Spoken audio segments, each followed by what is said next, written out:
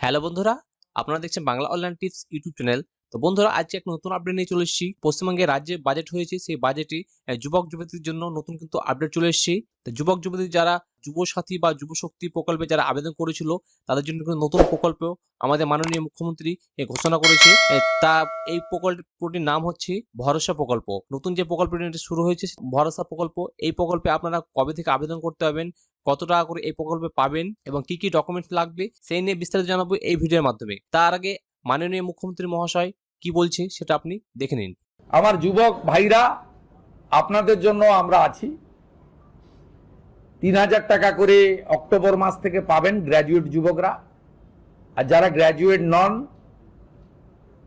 যারা ন্যূনতম শিক্ষা বা একটা শিক্ষা নিয়েছেন তার পূর্ণাঙ্গ গাইডলাইন আমরা বের করব, তারা ২,০০০ টাকা করে পাবেন।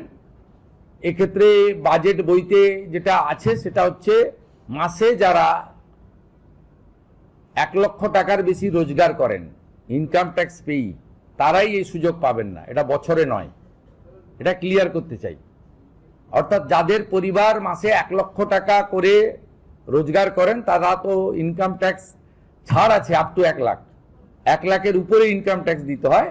আপনারাও আমাদের সঙ্গে একমত হবেন, ১,০০,০০০ টাকা যে পরিবারের রোজগার আছে তার নিশ্চয়ই এই ভরসা স্কিম নেওয়ার দরকার হবে না।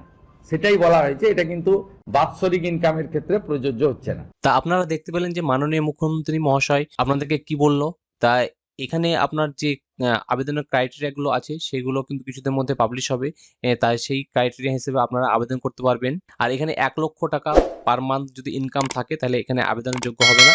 ১,০০,০০০ নিচে হলে আপনি আবেদনের যোগ্য, কিন্তু এটা পার মান্থ। এটা কিন্তু ভালো কথা বলা হয়েছে। তো ভিডিওটা যদি ভালো লাগে অতি অবশ্যই একটা লাইক করে দিবেন এবং আমাদের বাংলা অনলাইন টিপস চ্যানেলটিকে সাবস্ক্রাইব করতে ভুলবেন না। তো দেখা হচ্ছে পরবর্তী নতুন একটা আপডেট নিয়ে। তো থ্যাংক ইউ ফর ওয়াচিং।